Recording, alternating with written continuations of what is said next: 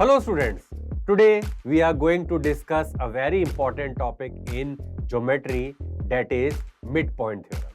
तो यहाँ पे हम समझेंगे कि midpoint theorem क्या होता है और उसको हम कैसे अप्लाई करते हैं क्वेश्चंस में. अपार्ट फ्रॉम दिस हम इसका प्रूफ भी देखेंगे, क्योंकि अगर हमको प्रूफ समझ में आ जाएगा midpoint theorem का तो हम काफी सारे क्वेश्चंस को वेरी इजीली सिंप्लीफाई कर सकते हैं. राइट चलिए स्टार्ट करते हैं मिड पॉइंट थ्योरम से. सबसे पहली चीज मिड पॉइंट थ्योरम क्या होती है ये हम समझते हैं. तो लेट्स से अगर हमने एक ट्राइंगल ले लिया ABC, राइट, लेट्स से हमने ABC एक ट्राइंगल ले लिया और उसके किसी भी दो साइड के मिड पॉइंट से हमने एक लाइन ड्रॉ कर दी. लेट्स से हमने दो साइड के मिड पॉइंट ले लिए AB और AC के और उनको ज्वाइन कर दिया. तो उनको ज्वाइन करके लेट्स से हमको जो लाइन मिली दैट इज D, वो लाइन क्या हो जाएगी, थर्ड साइड के पैरेलल हो जाएगी और थर्ड साइड के हाफ हो जाएगी. इसका मतलब ये जो लाइन है DE ये पैरेलल हो जाएगी BC के और DE जो है ये हाफ हो जाएगी BC के. तो ये है मिड पॉइंट थ्योरम, राइट. और ये हम चेक भी कर सकते हैं. लेट्स से अगर हम कोई भी ट्राइंगल ले लें और हमने किसी भी दो साइड के मिड पॉइंट को ज्वाइन करके एक स्ट्रेट लाइन बनाई, तो अगर हम इनके बीच का परपेंडिकुलर डिस्टेंस निकालेंगे किसी भी दो गिवन पॉइंट्स पे, तो वो perpendicular distance through out in दोनों लाइंस के बीच में सेम रहेगा. और अगर परपेंडिकुलर डिस्टेंस सेम है इसका मतलब लाइंस क्या होंगी, पैरेलल होंगी.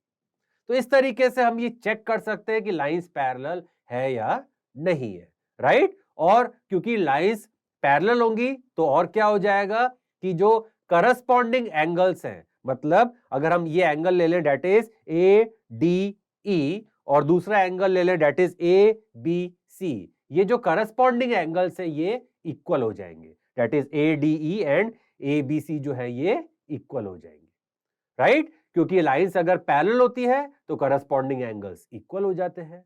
तो इस तरीके से हम चेक कर सकते हैं कि लाइंस पैरेलल है या नहीं है.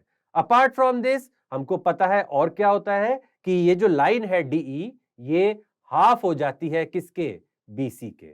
DE is half of BC और यही चीज हम प्रूव करेंगे मिड पॉइंट थ्योरम में. तो इसका स्टेटमेंट कैसे बन जाएगा मिड पॉइंट थ्योरम का, ये हम इजीली समझ सकते हैं. वो स्टेटमेंट क्या हो जाएगा, that if a line is drawn joining the midpoints of any two sides of a triangle, then line must be parallel to the third side and half of it. तो इस तरीके से हम मिड पॉइंट थ्योरम का statement याद रख सकते हैं, राइट. तो ये हो गई मिड पॉइंट थ्योरम. चलिए अब इसको प्रूव करते हैं, देखते हैं कैसे प्रूव हो जाएगा. तो इसके स्टेटमेंट में क्या बोला गया है, the line joining the mid points of any two sides of a triangle is parallel to third side and half of it. अब कैसे प्रूव करें ये हम देखते हैं. सबसे पहली चीज हमको प्रूव क्या करना है ये हमको समझना जरूरी है. तो दैट इज टू प्रूव. तो हमको क्या प्रूव करना है, एक तो प्रूव करना है लेट्स से अब हमने ट्राइंगल ले लिया ABC और E और F हमने पॉइंट्स ले लिए that is mid points of AB and AC. तो हमको प्रूव करना है EF is parallel to BC and EF is half of BC, right. और हमको गिवन क्या है ये चीज भी समझना जरूरी है कि AE और BE इक्वल है क्योंकि E मिड पॉइंट है एंड सिमिलरली AF और CF इक्वल है क्योंकि F मिड पॉइंट है. तो ये हमको गिवन है. तो अब हमको प्रूव करनी है ये दो चीजें. कैसे स्टार्ट करें, सबसे पहले एक छोटा सा हम कंस्ट्रक्शन करेंगे और वो कंस्ट्रक्शन क्या होगा कि हम AB के पैरेलल C से लाइन ड्रॉ करेंगे. तो हम यहां से एक लाइन ड्रॉ करेंगे which is parallel to AB, right. तो इस तरीके से हमने एक लाइन ड्रॉ कर दी which is parallel to AB. तो ये लाइन ड्रॉ की और उसके बाद हमने EF को एक्सटेंड किया और उस लाइन से ज्वाइन कराया एट पॉइंट P. तो ये हमने कंस्ट्रक्शन किया. कंस्ट्रक्शन क्या किया कि draw CP parallel to AB and extend EF to join CP at P. तो EF को हमने एक्सटेंड किया और P पॉइंट पे ज्वाइन किया. तो ये हमने कंस्ट्रक्शन किया कि हमने इसके पैरेलल लाइन ड्रॉ कर दी. ये कंस्ट्रक्शन हो गया. अब कंस्ट्रक्शन करने से ये क्या फायदा मिला कि अब हम इन दोनों ट्राइंगल्स को कॉन्ग्रुएंट प्रूव कर सकते हैं। दैट इज इन ट्राइंगल, कौन कौन सा ट्राइंगल लेंगे, A E F and triangle C F P. तो ये हमने दो ट्राइंगल ले लिए जिनको हम कॉन्ग्रुएंट प्रूव करेंगे। कैसे कॉन्ग्रुएंट होंगे? सबसे पहली चीज, ये दोनों एंगल्स इक्वल हो जाएंगे। कौन सा angle? Angle A F E is equal to angle C F P, that is vertically opposite angle, right. इसके अलावा हमको और क्या इक्वल होगा? A F equal to C F, क्योंकि ये हमको गिवन है। ए एफ और सी एफ इक्वल है, ये गिवन है, तो ये दो चीजें इक्वल हो गई। अब और क्या इक्वल होगा? क्योंकि लाइंस हमने पैरेलल ड्रॉ की, इसलिए ये वाला जो एंगल है और ये जो एंगल है ये इक्वल हो जाएंगे। क्यों? Alternate interior angles. तो हम यहां पे लिख सकते हैं कि angle E A F is equals to P C F. E A F, तो हमने ले लिया angle E A F is equals to angle P C F and that is alternate interior angle, right. तो ये हमने किया E A F P C F. तो अब कौन सा क्राइटेरिया हो गया? ये एंगल और इनके बीच की साइड, तो साइड जो है वो इंक्लूडेड वन है, तो इसलिए अब कौन सा क्राइटेरिया लग जाएगा? A S A. तो हम यहां पे बोल सकते हैं by A S A triangle, कौन सा triangle? A E F is congruent to C F P, right. या इसका ऑर्डर हमको ध्यान रखना पड़ेगा, क्योंकि जिस ऑर्डर में ये कॉन्ग्रुएंट है उसी ऑर्डर में हमको लिखना पड़ेगा। दैट इज, अगर हम लिख रहे हैं ए ई एफ तो हमको कैसे लेना पड़ेगा? C P F, right. तो यही हम लिखेंगे, A E F is congruent to triangle C P F. और क्योंकि ट्राइंगल्स कॉन्ग्रुएंट हो गए, तो कॉन्ग्रुएंट होने से क्या फायदा हुआ? यहाँ पे ट्राइंगल्स कॉन्ग्रुएंट होने से हमको ये चीज पता चल गई कि कौन कौन सी और साइड्स इक्वल हो सकती है, मतलब ये और ये साइड भी इक्वल हो गई by CPCT. That is A E and CP equal हो गई। तो हम यहां पे लिख सकते हैं A E equal to CP, that is by CPCT. तो सीपीसीटी से ये दोनों साइड्स इक्वल हो गई, ए ई एंड सीपी। और ए ई ऑलरेडी किसके इक्वल है? ए ई ऑलरेडी बीई के इक्वल है, सो हम यहां पे बोल सकते हैं B E equal to C P, right. ये हमको पता है ए बी के इक्वल है, क्यों? क्योंकि गिवन है। तो बीई और क्या हो गई? सीपी भी इक्वल हो गई। और अगर हम ये क्वाड्रिलेटरल देखें, बी सी पीई, इसमें one pair of opposite side parallel भी है और इक्वल भी है। और अगर one pair of opposite side parallel भी होती है और इक्वल भी होती है किसी भी क्वाड्रिलेटरल में, तो वो क्वाड्रिलेटरल क्या बन जाता है? पैरेललोग्राम। इसलिए हम बोल सकते हैं कि B C PE is a parallelogram, right. So अब हम यहां पे लिख सकते हैं कि one pair of opposite side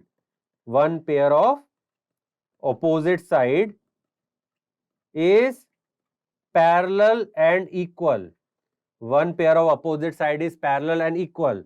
so हम क्या बोल सकते हैं? B C PE is a parallelogram. B C PE is a parallelogram, right. और अगर ये पैरेललोग्राम हो गया तो इससे क्या प्रूव हो गया? इससे ये चीज प्रूव हो गई कि पीई और बीसी पैरेलल है। अगर पीई और बीसी पैरेलल है, इसका मतलब ईएफ और बीसी भी क्या हो गए? पैरेलल हो गए। ईएफ और बीसी भी क्या हो गए? पैरेलल हो गए। Therefore E F is parallel to B C. E F is parallel to B C. अब ये तो हो गया प्रूव। अब हमको सेकंड पार्ट प्रूव करना है, तो ये तो हमने फर्स्ट पार्ट प्रूव कर दिया। सेकंड पार्ट कैसे करें? काफी इजी है, जो अभी तक हमने किया उसी को यूज करेंगे। अब क्योंकि ट्राइंगल्स हमने कॉन्ग्रुएंट किए थे, तो इससे एक चीज और इक्वल हुई थी, दैट इज ईएफ और एफपी भी इक्वल हो गए थे, राइट। ईएफ और कौन सी साइड इक्वल हो गई थी? एफपी। तो ये दोनों साइड्स इक्वल हो गई थी, that is E F and F P. क्यों हो गई थी? By C P C T. सीपीसीटी से इक्वल हो गई थी, राइट। तो क्योंकि ये इक्वल हो गई, तो अब क्योंकि ये फिगर क्या बन गया? बीसीपीई क्या बन गया? पैरेललोग्राम। और पैरेललोग्राम में अपोजिट साइड्स इक्वल होती है, इसलिए बीसी और ईपी क्या हो जाएंगी? इक्वल। बीसी एंड ईपी क्या हो जाएंगी? इक्वल हो जाएंगी, राइट। क्यों हो जाएंगी इक्वल? क्योंकि sides of parallelogram, sides of parallelogram, or we can say opposite sides of parallelogram. Opposite sides of parallelogram क्या हो जाती है? इक्वल. अब BC और EP इक्वल हो गई. अब EP को क्या लिख सकते हैं? EF plus FP, right? तो ये हो गया BC equal to EF plus FP, और EF और FP इक्वल है, तो हम यहां पे क्या कर सकते हैं? तो हम यहां पे लिख सकते हैं BC इक्वल टू EF. तो यहां से हमको मिल जाएगा कि EF is half of BC, that is the second part. तो ये हमने सेकेंड पार्ट प्रूव कर दिया. तो इस तरीके से हम मिड पॉइंट थ्योरम को प्रूव कर सकते हैं. चलिए आगे बढ़ते हैं, एक और कंसेप्ट समझते हैं, that is converse of mid point theorem. अब converse of mid point theorem क्या हो गया? मिड पॉइंट थ्योरम में हम दो साइड के मिड पॉइंट्स ले रहे थे, उनको ज्वाइन कर रहे थे, तो जो लाइन मिल रही थी वो थर्ड साइड के पैरेलल थी और हाफ थी. कन्वर्स में क्या हो जाएगा कि अगर हम किसी भी एक साइड के मिड पॉइंट को लेके पैरेलल लाइन ड्रॉ करते हैं थर्ड साइड के, तो वो जो एक साइड बच गई उसको क्या करेगी? बाइसेक्ट करेगी. इसका मतलब if a line is drawn from mid point of any one side of a triangle parallel to other side, then it will bisect the third side. ये बोला गया है converse of mid point theorem में. So if a line is drawn through the mid point of one side of a triangle, किसी भी एक side के mid point से लाइन ड्रॉ कर रहे हैं जो सेकेंड साइड के पैरेलल है, parallel to another side, intersect the third side at midpoint or it will bisect the third side.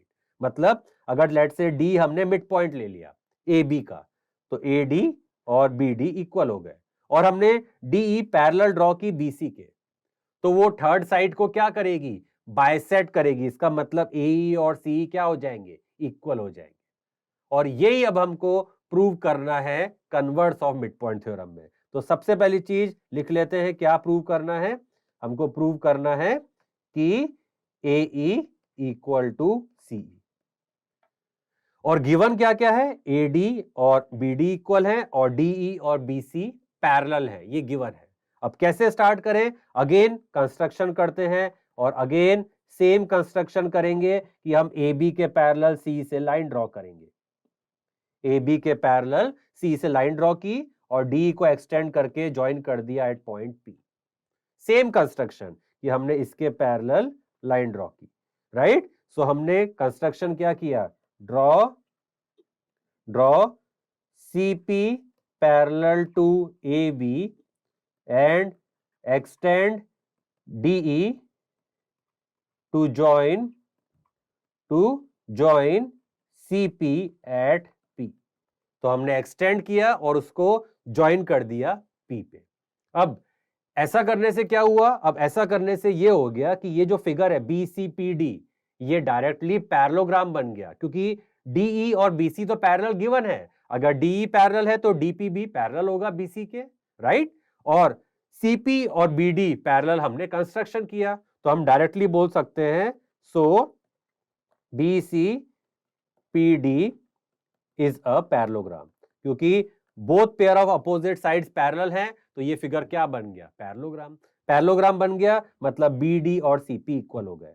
तो हम लिख सकते हैं BD equal to CP, that is opposite side of parallelogram. Opposite side of parallelogram. So BD and CP equal हो गए. इसके साथ साथ और क्या इक्वल हो गया कि BC और DP भी इक्वल हो गए, राइट? BC और DP भी इक्वल हो गए, opposite sides of a parallelogram, right? तो ये हमने कर दिया. अब पैरेललोग्राम प्रूव करने के बाद अब हम इन दोनों ट्राइंगल्स को अगेन कॉन्ग्रुएंट प्रूव करेंगे. कौन कौन से triangle? Triangle ADE and CPE, right? So हम ले लेते हैं in triangle ADE and triangle, एक ट्राइंगल हो गया ADE, दूसरा हो गया CPE, right? So triangle CPE. अब इनको कैसे कॉन्ग्रुएंट करें ये हम समझते हैं. सबसे पहली चीज क्या हो जाएगा? सबसे पहली चीज ये एंगल इक्वल हो जाएंगे, vertically opposite angle, that is AED and CEP. So angle AED equal to angle CEP, that is vertically opposite angle, AED and CEP.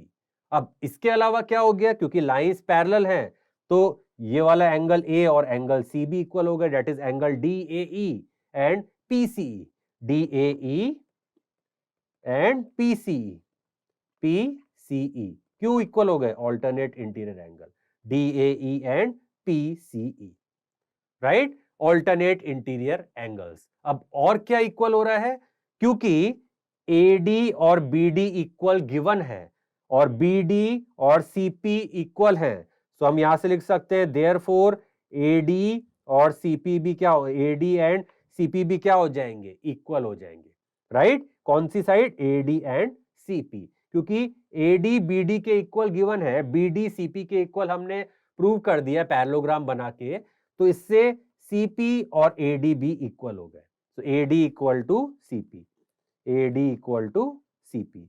तो अब कौन सा क्राइटेरिया लग गया, एंगल एंगल साइड, राइट। तो हम लिख सकते हैं by A S triangle A D E is congruent to triangle, कौन सा लिया, A D E is congruent to triangle C P E, C P E, A D is congruent to triangle C P E, right. और अब congruent होने से क्या prove हो गया, कॉन्ग्रुएंट होने से जो हमको चाहिए वो प्रूव हो गया, और हमको क्या चाहिए था कि ए और सी इक्वल है, तो वो इक्वल हो जाएंगे बाय सीपीसीटी, तो हम यहां पे लिख सकते हैं A E equal to C E, that is by CPCT.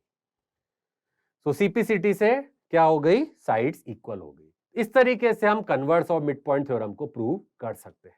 और अब इस पे बेस्ड एक एग्जांपल देखते हैं ताकि कंसेप्ट क्लियर हो जाए। अब एग्जांपल में क्या बोला गया है कि एबीसीडी इज अ ट्रेपेजियम, ये ट्रेपेजियम है जिसमें ऑब्वियसली ए बी और सी डी पैरेलल साइड्स हैं, and P and Q are the mid points of the diagonals A C and B D. तो पी मिड पॉइंट है किसका, ए सी का, इसका मतलब ए पी और सी पी इक्वल है।